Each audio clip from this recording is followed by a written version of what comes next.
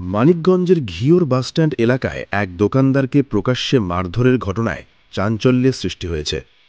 সামাজিক যোগাযোগ মাধ্যমে ঘটনার সিসিটিভি ফুটেজ ভাইরাল হওয়ার পর অভিযুক্ত নাসিম ভুঁইয়ার বিরুদ্ধে থানায় লিখিত অভিযোগ দায়ের করেছেন ভুক্তভোগী ব্যবসায়ী আলী আজম মানিক।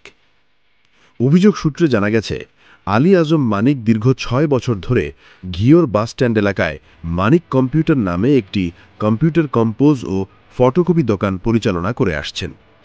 অভিযুক্ত নাসিম ভুঁইয়া প্রায়ই তার দোকানে গিয়ে বিভিন্ন কাজের অজুহাতে সেবা নিয়ে টাকা পরিশোধ না করেই চলে যেতেন।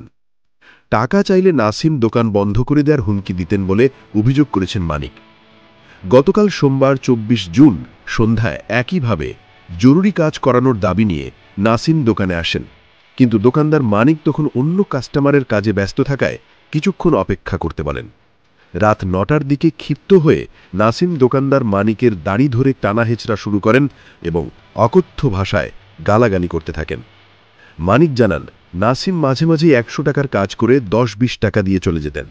টাকা চাইলে রাগান্বিত হয়ে হুমকি দিতেন এবং দোকান বন্ধ করে দেওয়ার ভয় দেখাতেন। অভিযোগে আরও বলা হয়েছে, নাসিমের নির্দিষ্ট কোনো পেশা নেই।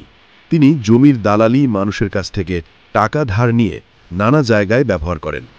এলাকার বিভিন্ন দোকানেও তার সুনাম নেই। অনেক দোকানদার তাকে সেবা দিতে অনিচ্ছুক, কারণ তিনি ঠিকমতো টাকা পরিশোধ ধরেন না। ভাইরাল হওয়া সিসিটিভি ভিডিওতে দেখা যায় কিভাবে প্রকাশ্যে দাড়ি ধরে একজন ধর্মপ্রাণ মুসলিমকে অপমান ও মারধর করা হয়েছে, যা স্থানীয়দের হৃদয়ে গভীর আঘাত এনেছে। স্থানীয়বাসী এবং ভুক্তভোগীর স্বজনরা এই ঘটনার সুষ্ঠু বিচার এবং অভিযুক্ত নাসিম ভুঁইয়ার দৃষ্টান্তমূলক শাস্তি দাবি করেছেন।